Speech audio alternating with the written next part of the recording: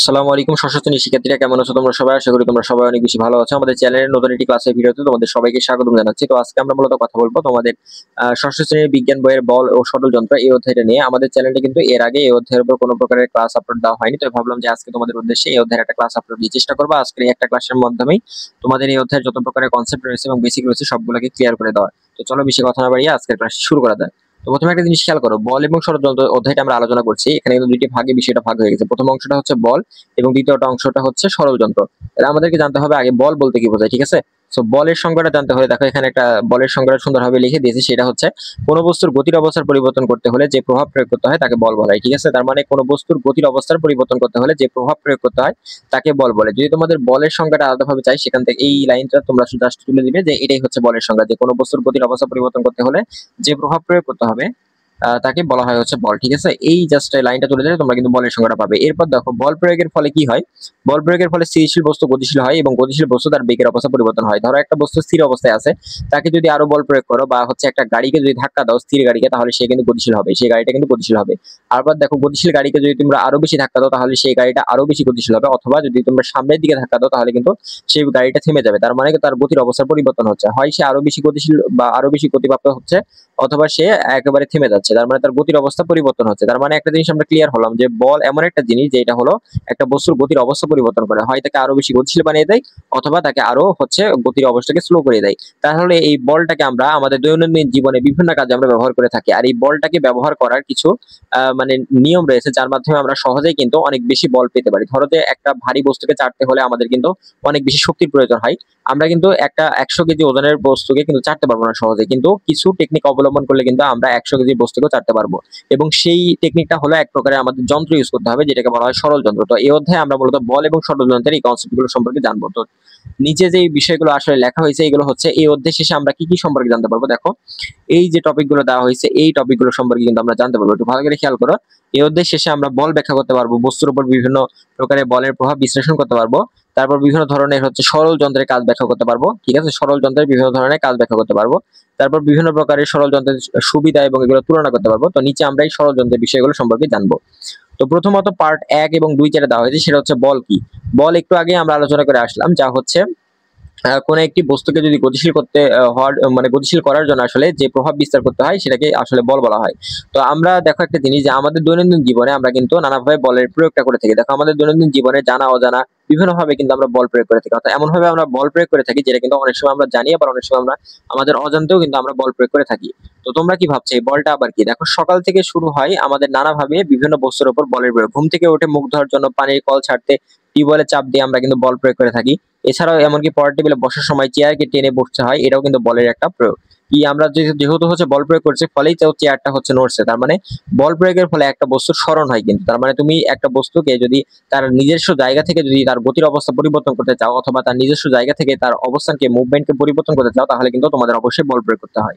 আবার ধরো তোমার পড়ার টেবিলের ড্রয়ারে তোমার জ্যামিতি বক্সটা আছে, এটিকে বের করতে হবে এবং বের করার জন্য ড্রয়ারটি বন্ধ করলে অথবা খুললে, মানে এই জিনিসটা বের করার জন্য ড্রয়ারটি খুললে তারপরে আবার ড্রয়ারটি বন্ধ করলে, এগুলো কিন্তু তোমার একটা বস্তুর অবস্থানকে পরিবর্তন করছে। তো এইগুলোতেও কিন্তু তোমাদের বল প্রয়োগ হচ্ছে, যদিও এই বলের পরিমাণটা অনেক কম বা অনেক হচ্ছে ক্ষুদ্র বা নগণ্য, যেটা কিন্তু আসলে মানে আমরা ধরতে চাই না, কিন্তু আসলে এগুলোতেও কিন্তু বলের প্রয়োগটা করা হয়। তারপরে এখানে দেখো একটা সুন্দরভাবে চিত্র দেখানো হয়েছে। চিত্রটা কি বলা হয়েছে সেটা হচ্ছে যে বল হচ্ছে ধাক্কা বা টান। ধাক্কা বা টান কেন বলেছে বলকে? এর কারণ হলো যে বল এমন একটা বিষয় যা হচ্ছে কোনো বস্তুর অবস্থানের পরিবর্তন ঘটায়। তো একটা বস্তুকে যদি তুমি ধাক্কা বা টান দাও তাহলে কি হচ্ছে, ওই বস্তুর অবস্থানের পরিবর্তন হচ্ছে। অর্থাৎ দেখো এই বস্তুটাকে কিন্তু ডান দিক থেকে বাম দিকে ফোর্স প্রয়োগ করা হচ্ছে, অর্থাৎ টান দেওয়া হচ্ছে। তার মানে এই বস্তুটা কিন্তু ডান দিক থেকে মানে বাম দিক থেকে বাম দিক থেকে ডান দিকে যেহেতু ধাক্কা দেওয়া হচ্ছে, তার মানে বাম দিক থেকে ডান দিকে কিন্তু বস্তুটা মুভ করবে, ঠিক আছে? বস্তুটা কিন্তু মুভ করবে। তার মানে এই যে বস্তুগুলো মুভ করছে বাম দিক থেকে ডান দিকে, এইটা হচ্ছে বল প্রয়োগের ফলে কিন্তু ঘটেছে। তো এরপর দেখো বস্তুর উপর বলের বিভিন্ন প্রভাব। বস্তুর উপর বলের প্রভাব থাকে, ঠিক আছে? বস্তুর উপর কি হয়, বলের বিভিন্ন টাইপের প্রভাব থাকে। কিরকম টাইপের প্রভাব একটা জিনিস খেয়াল করো। তোমরা তো নিশ্চয়ই একটি রাবার আছে তোমাদের কাছে, আমাদের কাছে রাবার আছে কিন্তু। তাহলে দেখো তুমি কি কখনো দেখেছো যে একে বাঁকালে বা মোচড়ালে বা হচ্ছে একটা রাবারকে তুমি যদি বাঁকাও বা হচ্ছে মোড়াও বা চেপে ধরো, তাহলে কিন্তু এই রাবারের আকৃতি কিন্তু পরিবর্তন হয়, ঠিক আছে? তো এই বাঁকানো, মোচড়ানো, চাপা, লম্বা করার চেষ্টা করা হলো একই বল কিন্তু বিভিন্ন পদ্ধতিতে। অর্থাৎ যেই টাইপের রাবার দিয়ে সাধারণত ভাবে টাকার বান্ডিলকে হচ্ছে বাঁধা মানে টাকার বান্ডিল করা হয়, যেই টাইপের রাবার বা যেই টাইপের রাবারকে টেনে লম্বা করা যায়, ওই টাইপের রাবারের কথা বলেছে। এখানে কিন্তু জ্যামিতি বক্সের রাবারের কথা বলেনি। তো রাবারকে যদি তোমরা টান দাও তাহলে এটা কিন্তু লম্বা হয়। আবার হচ্ছে এটাকে যদি মোচড়াও তাহলে এটা কিন্তু মোচড়ানো যায়। তার মানে এই বস্তুর উপর বলের প্রভাবটা আসলে এইভাবেই কাজ করে। তাহলে রাবারের উপর যদি তোমরা বলের প্রভাব ফেলো তাহলে কিন্তু রাবার তার নিজস্ব অবস্থা, নিজস্ব আকার আকৃতির কিন্তু পরিবর্তন ঘটে। তো এরপর দেখো এখানে আরো একটি বস্তুর কি বলেছে, এরপর দেখো আরো একটি উদাহরণ এখানে দেওয়া হয়েছে। এখানে আবার তোমাদের জ্যামিতি বক্সের রাবারের কথা এখানে উল্লেখ করছে। দেখো জ্যামিতি বক্সের রাবার দ্বারাও কিন্তু এই উদাহরণটা দেওয়া যায়। নরমালি রাবার দ্বারাও কিন্তু আমরা উদাহরণটা দিতে পারি। আবার হচ্ছে জ্যামিতি বক্সের মধ্যে যে রাবারটা আছে সেটাতেও আমরা কিন্তু উদাহরণ দিতে পারি। দেখো জ্যামিতি বক্সের মধ্যে রাবারটাকে আমরা এইভাবে যদি মোচড়াই, চেপে ধরি বা টান দিই, লম্বা করি, তাহলে কিন্তু এদের বিভিন্ন টাইপের আকার আকৃতি কিন্তু পরিবর্তন হয়। তার মানে একটা বস্তুর উপর আমরা যতভাবে বলের প্রয়োগ করছি সেটা কিন্তু বস্তুর অভ্যন্তরীণ যে আকার আকৃতি বা নিজস্ব যে গঠন এটা কিন্তু পরিবর্তন হয়। তার মানে এটাই মূলত বোঝাচ্ছে যে বস্তুর উপর বলের প্রভাব। তার মানে একটা বস্তুর উপর যদি বল প্রয়োগ করে তাহলে বস্তুর মধ্যেকার যে আকার আকৃতি বা নিজস্ব যে আকার আকৃতি আছে ওইটা কিন্তু চেঞ্জ হয়ে যাবে, এবং এটাকেই বলা হয় হচ্ছে বস্তুর উপর বলের প্রভাব। ঠিক আছে, এই যে বস্তুর উপর বলের প্রভাব, এই চিত্রটা দেখলে তোমরা ক্লিয়ার হয়ে যাবে, যেটা তোমাদের জ্যামিতি বক্সের রাবারের সাথে ঘটেছে এই বিষয়টা বলা হয়েছে। এবার দেখো এখানে কয়েকটা topic, very very important topic এখানে দেওয়া হয়েছে। কি কি টপিক দেখো। কোন স্থির বস্তু কি বলেছে, গতিশীল এবং গতিশীল বস্তু স্থির হতে চায়। কোন বস্তুতে বল প্রয়োগের ফলে আসলে কি ঘটনা ঘটে। দেখো বল প্রয়োগের ফলে কোন বস্তু গতিশীল হতে চায় এবং যে গতিশীল বস্তু আছে ওইটা কিন্তু বল প্রয়োগ করলে ওটা কিন্তু থেমে যাবে বা স্থির হতে চায়। ঠিক আছে, এরপর দেখো চলন্ত বস্তুর গতি বাড়ানো বা কমাতে পারে। চলন্ত বস্তুর গতি বাড়াতে পারে অথবা কমাতে পারে, এটা কি বল। বল কি করতে পারে, একটা চলন্ত বস্তুর গতিকে বাড়াতেও পারে আবার কিন্তু কমাতে পারে, যে বিষয় সম্পর্কে আমরা ইতিপূর্বে আলোচনা করেছি। এরপর দেখো চলন্ত বস্তুর গতির দিক পরিবর্তিত হয় এবং কোনো বস্তুর আকার আকৃতি পরিবর্তন হয়। তার মানে বল প্রয়োগের ফলে আসলে কি কি ঘটনাগুলো ঘটছে এখানে সুন্দরভাবে চারটা স্টেপ দ্বারা উদাহরণ দেওয়া হয়েছে। তো এইগুলো কিন্তু তোমরা খুব সুন্দরভাবে মুখস্থ করে নেবে, এখান থেকে কিন্তু পরীক্ষায় প্রশ্ন আসবে। এরপর দেখো আমরা তো বল সম্পর্কে অনেক কিছু জানলাম, কিন্তু আমরা কি জানি সরল যন্ত্র বলতে কি বোঝায়। তো সরল যন্ত্র আসলে কি একটু ভালো করে খেয়াল করলে তোমরা বুঝতে পারবে। দেখো এক খণ্ড পাথর বা ইটের উপর যদি ঠেস দিয়ে লম্বা লোহা অথবা হচ্ছে কাঠের দণ্ড এক প্রান্তে যদি বল প্রয়োগ করায়, অন্য প্রান্ত দিয়ে ভারী কোনো বস্তুকে তুলতে বা সরাতে, দেখেছো নিশ্চয়ই, হ্যাঁ লোহা বা কাঠের। এখন যদি তোমাদেরকে চিত্র দেখাই তাহলে তোমরা সহজেই বুঝতে পারবে। ভালো করে খেয়াল করো, ডান পাশে একটা চিত্র দেখানো হয়েছে। ঠিক আছে, ডান পাশে একটা খুব সুন্দর চিত্র দেখানো হয়েছে। এখন এই চিত্রটা দেখলেই তোমরা কিন্তু বুঝতে পারবে যে এখানে আসলে কি ঘটনাটা ঘটছে।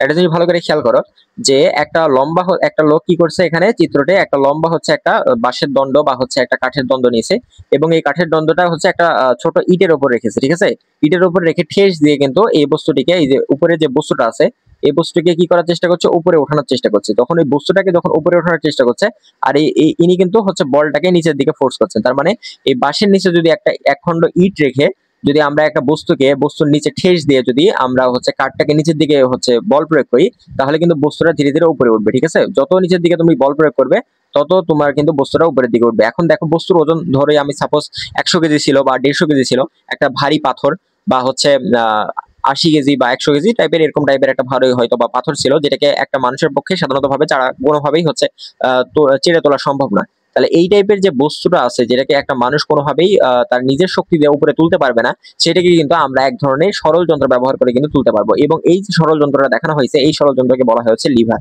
তাহলে এই সরল যন্ত্র কি নামে পরিচিত, এই সরল যন্ত্র হচ্ছে লিভার নামে পরিচিত। নিচে তোমরা লিভারের কয়েকটা গুরুত্বপূর্ণ বিষয় সম্পর্কে জানবে। দেখো ভালোভাবে চিত্রটা লক্ষ্য করো, এখানে লিভারের কয়েকটা গুরুত্বপূর্ণ বিষয় বলা হয়েছে। দেখো লিভারের মাধ্যমে আমরা কি করতে পারি, প্রযুক্ত বলকে কয়েক গুণ বৃদ্ধি করতে পারি। ঠিক আছে, এখন ওই ব্যক্তিটা ধরো 150 কেজি ওজনের একটা পাথরকে হালকা একটু বল দিলেই কিন্তু পাথরটা উপরের দিকে উঠছে। তার মানে কি 150 কেজি বল কিন্তু তার প্রয়োগ করতে হচ্ছে না, অল্প বল প্রয়োগ করার মাধ্যমে কিন্তু অনেক ভারী একটা বস্তুকে উপরে আমরা তুলতে পারছি। তার মানে প্রযুক্ত আমরা যে বলটা প্রয়োগ করলাম এই কাঠের দ্বন্দ্বের উপর, তার থেকে কিন্তু কয়েক গুণ বেশি পরিমাণে বল বা বেশি পরিমাণে শক্তি কিন্তু ওই পাথরটাকে ওই কাঠের দ্বন্দ্বটা তুলতে পারছে। তার মানে প্রযুক্ত বলকে আমরা কয়েক গুণ বৃদ্ধি করতে পারি যে সরল যন্ত্রের মাধ্যমে, সেটা হচ্ছে লিভার। এরপর দেখো কম বল প্রয়োগ করে কোনো কাজকে আমরা সম্পাদন করতে পারি, বলকে কোনো একটি সুবিধাজনক দিকে আমরা প্রয়োগ করতে পারি। এরপর দেখো কাজকে একটি নির্দিষ্ট উপায়ে সম্পন্ন করে যা অন্য কোনো উপায়ে সম্পন্ন করা হচ্ছে কঠিন। এরপর দেখো গতি এবং দূরত্ব বৃদ্ধি করে। ঠিক আছে, তো এই বিষয়গুলো তোমাদেরকে পড়তে হবে, লিভারের বিষয়গুলো। চিত্রে খুব সুন্দরভাবে এই যে আরো একটা লিভারের চিত্র দেখানো হয়েছে, যেখানে একটা হাত দেখানো হয়েছে। এই হাতটা কি করেছে, একটা লম্বা দণ্ড, লাঠির দণ্ড আছে, তার নিচে একটা এখানে ইট দেখানো হয়েছে, ইট অথবা পাথর, যার মাধ্যমে অন্য একটি ভারী পাথরকে কিন্তু তার নিচে হচ্ছে কাঠের দণ্ডটা লাগিয়ে কিন্তু ঠেস দিয়ে এটা নিচের দিকে বল প্রয়োগ করছে এবং তার ফলে পাথরটা কিন্তু উপরের দিকে উঠছে। সো এই টাইপের চিত্র কিন্তু আমাদের বাস্তব জীবনে কিন্তু অনেকেই এই টাইপের বিষয়গুলো ব্যবহার করে। বিশেষ করে তোমরা দেখবে যে কাঠ থেকে যখন লোহা বের করে হচ্ছে বিভিন্ন কনস্ট্রাকশন কাজে যে দেখবে যে তোমরা যারা হচ্ছে কাঠ দিয়ে বিভিন্ন কনস্ট্রাকশন ইট সিমেন্টের হচ্ছে বিল্ডিং বানায়, সেখানে তোমরা দেখবে যে কাঠের মধ্যে যে লোহা থাকে ওই লোহাটাকে টেনে বের করার জন্য এরকম টাইপের এক ধরনের সরল যন্ত্র ব্যবহার করা হয়, লোহার তৈরি। ওই সরল যন্ত্রটাই হচ্ছে মূলত লিভার, ঠিক আছে, এটাকে বলা হয় হচ্ছে লিভার। সো লিভারটা এক ধরনের সরল যন্ত্র। দেখো এখানে লিভারের সংজ্ঞা দেওয়া হয়েছে যে লিভার হলো একটি সরল যন্ত্র, একটি শক্ত দ্বন্দ্ব কোনো অবলম্বনের, যেমন এখানে এটা হচ্ছে শক্ত দ্বন্দ্ব এবং এটা হচ্ছে অবলম্বনের ওপর কোনো কিছুর ভর করে মুক্তভাবে ওঠানামা করে। মুক্তভাবে এটা একদম উঠতেও পারে, আবার এটা হচ্ছে একদম নামতেও পারে, এবং যার মাধ্যমে একটা ভারী বস্তুকে তোলা সম্ভব হয়, ঠিক আছে, সেটাকে বলা হয় কি লিভার বলা হয়। এবার লিভারের একটা সূত্র আছে, এই সূত্রটা তোমাদের ভালোভাবে মুখস্থ করতে হবে। সেটা হলো যান্ত্রিক সুবিধা সমান সমান ভার ডিভাইডেড বাই প্রযুক্ত বল, ঠিক আছে, যান্ত্রিক সুবিধা সমান সমান ভার ডিভাইডেড বাই প্রযুক্ত বল। পরীক্ষায় আসতে পারে যান্ত্রিক সুবিধা নির্ণয় করো। যদি ভার এবং প্রযুক্ত বল দেওয়া থাকে তাহলে তোমরা যে ভারটা দেওয়া আছে ওইটাকে জাস্ট প্রযুক্ত বল দ্বারা যদি ভাগ করো তাহলে কিন্তু তোমরা যান্ত্রিক সুবিধাটা পেয়ে যাবে। তো এইভাবে কিন্তু আসলে আমরা আসলে নির্ণয় করতে পারি। তো এরপর দেখো এখানে আরো দুইটা গুরুত্বপূর্ণ সূত্র দেওয়া হয়েছে। একটা হচ্ছে এই সূত্র যে বল সমান সমান হচ্ছে বল ইন্টু বল বাহুর দৈর্ঘ্য সমান সমান ভার ইন্টু ভার বাহুর দৈর্ঘ্য, আর একটা হচ্ছে ভার ডিভাইডেড বাই বল সমান সমান বল বাহুর দৈর্ঘ্য ডিভাইডেড বাই ভার বাহুর দৈর্ঘ্য। এই টাইপের বিষয়গুলো তোমরা একটু করে দেখে নেবে। এবার দেখো লিভারের শ্রেণীবিন্যাস, ঠিক আছে, লিভার সাধারণত ভাবে কয় ভাগে ভাগ করা হয় জানো? এটা হচ্ছে 3 ভাগে ভাগ করা হয়। লিভারকে 3 ভাগে বিভক্ত করা হয়, ঠিক আছে। একটা হলো প্রথম শ্রেণীর লিভার, একটা দ্বিতীয় শ্রেণীর লিভার, একটা হলো তৃতীয় শ্রেণীর লিভার। এখন প্রথম শ্রেণীর লিভারের যদি উদাহরণ চাই, এখান থেকে তোমাদের গুরুত্বপূর্ণ বা ইম্পর্টেন্ট পড়া হচ্ছে উদাহরণগুলো জাস্ট মুখস্থ করতে হবে। যেমন প্রথম শ্রেণীর লিভার হচ্ছে কাঁচি আছে, সাঁড়াশি আছে, নিক্কি নলকূপের হাতল আছে। দ্বিতীয় শ্রেণীর লিভার যদি বলে তাহলে বলবে হচ্ছে জাতি বা ঠেলা গাড়ি বা বোতল খোলার যন্ত্র, ঠিক আছে, যেমন বোতল ওপেনার থাকে না, যেটার মাধ্যমে বিভিন্ন কোক বা হচ্ছে এনার্জি ড্রিঙ্কস এর হচ্ছে বোতল খোলে। তো ওই টাইপের বোতল ওপেনার বা বোতল খোলার যে যন্ত্রটা আছে ওইটা কিন্তু দ্বিতীয় শ্রেণীর লিভার। এরপর তৃতীয় শ্রেণীর লিভারের মধ্যে উদাহরণ হচ্ছে যে চিমটা, ঠিক আছে, আমরা যেই টাইপের চিমটা সাধারণত ভাবে চুল তোলা হয় বা চুল তোলা বা বিভিন্ন টাইপের কাজে ব্যবহার করা হয় চিমটাটাকে, বিভিন্ন বিষয় ধরতে বা হাতের মধ্যে কাটা ফুটে গেলে কাটাটাকে তুলতে ব্যবহার করা হয় চিমটা দ্বারা। সো এই চিমটা কিন্তু তৃতীয় শ্রেণীর লিভারের উদাহরণ। তো বিভিন্ন জিনিসের এক একটা কাজ রয়েছে, যেমন এখানে সুন্দরভাবে চিত্র দেখানো হয়েছে। যেমন এই যে এটা হচ্ছে কাঁচি, যেটা প্রথম শ্রেণীর লিভার, এটা হলো জাতি, এটা হলো দ্বিতীয় শ্রেণীর লিভার। এরপর নিচে দেখানো হয়েছে চিমটা, যেটা হলো তৃতীয় শ্রেণীর লিভার, ঠিক আছে। তার মানে এইগুলো হলো প্রথম শ্রেণী, দ্বিতীয় শ্রেণী এবং তৃতীয় শ্রেণীর লিভারের যে উৎকৃষ্ট বা গুরুত্বপূর্ণ যে উদাহরণটা আছে ওইগুলা। সো এইখান থেকে উদাহরণ কিন্তু এমসিকিউ পরীক্ষায় আসবে বা তোমাদের এমএ ব্রড প্রশ্নতে আসতে পারে, এখান থেকে উদাহরণগুলো জাস্ট মুখস্থ করবে। এরপর দেখো হাতুড়ি দ্বারাও কিন্তু আমরা লিভার তৈরি করতে পারি। এই চিত্র দেখলে তোমরা বুঝতে পারবে যে একটি হাতুড়ি সাধারণত ভাবে দুইটি প্রান্ত থাকে, একটি প্রান্ত দিয়ে কাঠে হচ্ছে লোহা ঢোকানো হয় এবং অন্য প্রান্ত দিয়ে কাঠ থেকে লোহা কিন্তু বের করা হয়, ঠিক আছে। যেমনটা আমি বললাম যে কনস্ট্রাকশনের কাজে কাঠ থেকে মিস্ত্রিরা হচ্ছে লোহা বের করে, যখন লোহা মানে পোতার পরে যখন লোহাটা বের করে ওইটা কিন্তু তোমাদের হচ্ছে এক ধরনের লিভারের উদাহরণ। তো এখানে তোমরা যে বিষয়গুলো দেওয়া হয়েছে এগুলো সুন্দরভাবে রিডিং করলে তোমরা বুঝতে পারবে যে আসলে হাতুড়ি কিভাবে লিভারের কাজ করে, ঠিক আছে। পাশে কিন্তু চিত্র দেখানো হয়েছে সাঁড়াশি কিভাবে লিভারের কাজ করে। এটা তোমাদের হোমওয়ার্ক, নিজেদের মতো করে বাসায় পড়ে নেবে যে সাঁড়াশি কিভাবে হচ্ছে লিভারের কাজ করে। সো এরপর দেখো হেলানো তল এবং কপিকল। এখন হেলানো তল থেকে কি টাইপের প্রশ্ন আসে? হেলানো তল থেকে তোমাদের যান্ত্রিক সুবিধাটা নির্ণয় করতে দেবে, যে যান্ত্রিক সুবিধা নির্ণয় করো। সো যান্ত্রিক সুবিধার যে সূত্রটা আছে এটা মুখস্থ করতে হবে, যে যান্ত্রিক সুবিধা সমান সমান, ভালো করে খেয়াল করো, যান্ত্রিক সুবিধা সমান সমান ভার ডিভাইডেড বাই, ভালো করে খেয়াল করে এটা কি, যান্ত্রিক সুবিধা সমান সমান ভার ডিভাইডেড বাই বল একটা আছে, আর একটা হচ্ছে যান্ত্রিক সুবিধা সমান সমান হেলানো তলের দৈর্ঘ্য ডিভাইডেড বাই হেলানো তলের উচ্চতা, ঠিক আছে। এই দুইটা সূত্র খুবই খুবই গুরুত্বপূর্ণ। এখান থেকে কিন্তু তোমাদের পরীক্ষায় প্রশ্ন চলে আসে যে যান্ত্রিক সুবিধা বা হেলানো তলের দৈর্ঘ্য, হেলানো তলের উচ্চতা, এই টাইপের বিষয়গুলো দিয়ে কিন্তু সূত্র আসে। অর্থাৎ যান্ত্রিক সুবিধা সমান সমান হেলানো তলের দৈর্ঘ্য ডিভাইডেড বাই হেলানো তলের উচ্চতা, এইটা দিয়ে কিন্তু তোমাদের সৃজনশীল প্রশ্নের গ নম্বরে কিন্তু প্রশ্ন আসে। সো এটা খুবই ভালোভাবে মুখস্থ করতে হবে, ঠিক আছে। সো এরপর দেখো নিচে আরো কয়েকটা কথা বলা হয়েছে। এখানে কপি কলের উদাহরণ দেওয়া হয়েছে। কপিকলটা এখান থেকে বেশি গুরুত্বপূর্ণ না, এখান থেকে যেটা গুরুত্বপূর্ণ আছে সেটা হচ্ছে স্ট্যাপলার। সাধারণত ভাবে তোমাদেরকে বলতে পারে যে স্ট্যাপলারের মাধ্যমে কিভাবে কাজ করলে হয়তো সুবিধা পাওয়া যায়। তো স্ট্যাপলার এমন একটা যন্ত্র যে যার মাধ্যমে হচ্ছে স্ট্যাপলারের যদি যত মাথায় ধরে কাজ করবে, স্ট্যাপলারটা মাথায় ধরে প্রেস করবে, তত সহজে কিন্তু কাজটা করা সম্ভব হবে, এবং স্ট্যাপলারের মাঝে ধরে কাজ করলে কিন্তু কাজটা বেশি কঠিন হবে। তো এই বিষয়গুলো থেকে কিন্তু সৃজনশীল প্রশ্ন আসলে বানিয়ে দেয়। তো এরপর এখান থেকে কপিকলের সংজ্ঞাটা তোমরা পড়ে নেবে যে কপিকল হচ্ছে এক ধরনের, এটাও এক ধরনের সরল যন্ত্র, যেখানে হচ্ছে একটা চাকার সাথে একটা দড়ি বাঁধা, মানে দড়ি হচ্ছে যুক্ত করা থাকে, যার এক প্রান্ত আমি হাত ধরে নিচের দিকে মানে টানবো, নিচের দিকে বল প্রয়োগ করবো, আর আরেক প্রান্তে হচ্ছে একটা ভারী বস্তু নিচ থেকে উঠে আসবে। তো এটাই হচ্ছে একটা কপিকলের উদাহরণ, যেটা আমি সংক্ষেপে বুঝিয়ে দিলাম। কপিকলের এখন বাস্তব যদি উদাহরণ চাই তাহলে তোমরা বলবে যে কপিকলের বাস্তব উদাহরণ হচ্ছে আমাদের জাতীয় পতাকা বা আমাদের হচ্ছে পতাকা। সাধারণত ভাবে তোমরা যখন বিভিন্ন জাতীয় দিবসে পতাকা উত্তোলন দেখে থাকো, তো পতাকা উত্তোলনের সময় কিন্তু একটা সুতা ধরে নিচের দিকে টান দিলে কিন্তু পতাকাটা সাধারণত ভাবে উপরের দিকে উত্তোলন হয়ে যায়। তো এই যে পতাকার সুতা ধরে নিচের দিকে টান দিলে পতাকাটা উপরে উঠে যাচ্ছে, এটা হচ্ছে কিন্তু এক ধরনের কপিকলের উদাহরণ বা এক ধরনের হচ্ছে সরল যন্ত্র বা লিভারের উদাহরণ, যেটা কিন্তু মানে বাস্তব জীবনের এক ধরনের কপিকলের উদাহরণ, যেটাকে বলা হয় পতাকা কপিকল। এই যে এখানে দেওয়া হয়েছে, এটা একটা বাস্তবসম্মত উদাহরণ, যেটা তোমরা বলতে পারো। এরপর চাকা ও অক্ষদ্বন্দ্ব যদি উদাহরণ বলে, তাহলে চাকা অক্ষদ্বন্দ্ব বলতে চাকার সাহায্যে কিন্তু আমরা একটা ভারী বস্তুকে টেনে উপরে তুলতে পারছি, যেটা কপিকলের উদাহরণ দিলাম। সো কপিকলের উদাহরণ থেকে কিন্তু তোমরা এই জিনিসটা সুন্দরভাবে এক্সপ্লেন করে দিতে পারবে যে চাকা অক্ষদ্বন্দ্বের কাজ করে। সো তারপরে নিচে আছে মানব সরল যন্ত্র কেমন। যেমন এখানে দেখো 3টা উদাহরণ দেওয়া হয়েছে। একটা হচ্ছে মাথা, মাথার যে খুলিটা আছে যেটা আমাদের ঘাড়ের উপর যেভাবে যুক্ত হয়ে থাকে, এটা হলো প্রথম শ্রেণীর লিভারের উদাহরণ। তারপর আমরা পায়ের গোড়ালির উপর বা পায়ের আগার উপর ভিত্তি করে হচ্ছে সমগ্র দেহের ভার দিয়ে কিন্তু আমরা দাঁড়িয়ে থাকতে পারি, এটা হলো দ্বিতীয় শ্রেণীর লিভারের উদাহরণ। এবং আমাদের হাত যে আমরা নাড়াচাড়া করতে পারি, এটা কিন্তু তৃতীয় শ্রেণীর লিভারের উদাহরণ। সো এইগুলো তোমরা যদি এই যে বাম পাশের চিত্র, এখানে যে উদাহরণগুলো দেওয়া হয়েছে, এগুলো যদি তোমরা রিডিং পড়ো তাহলে তোমরা বুঝতে পারবে। এখান থেকে তোমাদের কাজ হচ্ছে জাস্ট এই তিনটা জাস্ট উদাহরণগুলো তোমাদের মুখস্থ করতে হবে, যে আমাদের দেহের, মানব দেহের কোন কোন হচ্ছে অঙ্গ প্রত্যঙ্গ কোন কোন লিভারের মতো কাজ করে, সেই বিষয়গুলো সম্পর্কে তোমাদেরকে জানতে হবে। যেমন এখানে তুমি বুঝতে পারবে যে, একটু যদি আমি পড়ি তাহলে দেখো যে মানবদেহের একটি জটিল অঙ্গ মানবদেহটা, এর কোনো অঙ্গ ষড়যন্ত্রের মতো কাজ করে। মূলত আমাদের শরীরে বেশ কিছু অংশ লিভারের নীতি অনুসরণ করে থাকে।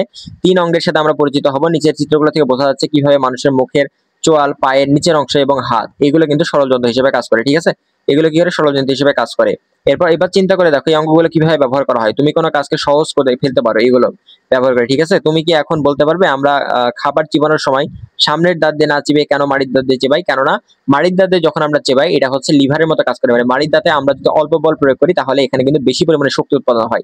ঠিক আছে, সামনের দাঁতে কিন্তু আমাদের বেশি পরিমাণে বল প্রয়োগ করতে হতো একটা খাবার চিবানোর জন্য, কিন্তু পেছনের দাঁতে অল্প বল প্রয়োগ করার ফলে কিন্তু এটা চিবাই, কেননা এখানে এক ধরনের লিভার তৈরি হয়েছে। ঠিক আছে, যেটা আমাদের দেহে মানে প্রাকৃতিকভাবে সৃষ্ট।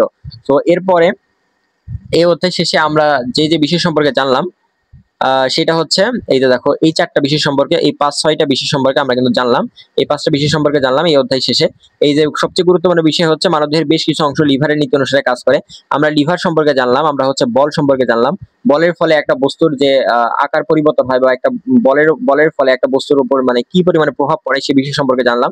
সবচেয়ে গুরুত্বপূর্ণ যে বিষয় হচ্ছে সেটা হলো কপিকল বা হচ্ছে লিভারের যে যন্ত্র, সরল যন্ত্র সম্পর্কে জানলাম, যেটার মাধ্যমে সরল যন্ত্রকে ব্যবহার করে আমরা বলকে কয়েক গুণ বেশি বাড়িয়ে অনেক কঠিন পরিমাণে একটা কাজকে কিন্তু আমরা সহজে করে ফেলতে পারি, সেই বিষয় সম্পর্কে কিন্তু আজকের ক্লাসে আমরা জানতে পারলাম। সো এটাই ছিল তোমাদের এই গুরুত্বপূর্ণ একটা অধ্যায়ের ক্লাস, যে অধ্যায়টার নাম ছিল হচ্ছে বল ও সরল যন্ত্র। এবং আজকের ক্লাসে আমরা তোমাদের এই অধ্যায়ের গুরুত্বপূর্ণ যে বেসিক গুলো ছিল সেগুলো আলোচনা করে দিয়েছি। এখন তোমাদের কাজ হচ্ছে এই অধ্যায়টা পুরোটা একবার রিডিং পড়া, এবং রিডিং করে গুরুত্বপূর্ণ যে টপিকগুলো আমি দাগিয়ে দিলাম সেই টপিকগুলো তোমাদেরকে আন্ডারলাইন করতে হবে, এবং এরপরে গুরুত্বপূর্ণ টপিকগুলোকে তোমাদের মুখস্থ করতে হবে। পাশাপাশি তোমরা গাইডে অতিরিক্ত এমসিকিউ প্রশ্ন পড়বে এবং সিকিউ প্রশ্ন সলভ করবে নিজে নিজে বাসার মধ্যে বসে থেকে। তাহলে কিন্তু এই অধ্যায়ের উপর একটা ভালো আইডিয়া চলে আসবে। এবং কোন কোন টপিক বেশি গুরুত্বপূর্ণ, যে টপিকগুলোতে আমি হচ্ছে মার্ক করে দিয়েছি, অর্থাৎ হচ্ছে যে বিভিন্ন কালারিং করে দিয়েছি, সেই টপিকগুলো বেশি গুরুত্বপূর্ণ, সেই টপিকগুলোতে তোমরা বেশি পরিমাণে ফোকাস করবে। তাহলে আশা করি এই অধ্যায় থেকে কোনো টাইপের হচ্ছে এমসিকিউ বা সৃজনশীল প্রশ্ন কিন্তু তোমাদের পরীক্ষায় আটকাবে না, বা কোনো প্রকারের প্রবলেমের মধ্যে তোমরা পড়বে না। তো আজকের ক্লাসটি এই পর্যন্তই রাখলাম, দেখা হবে পরবর্তী নতুন কোনো ক্লাসে। সে পর্যন্ত সবাই ভালো থাকবে, ধন্যবাদ সবাইকে।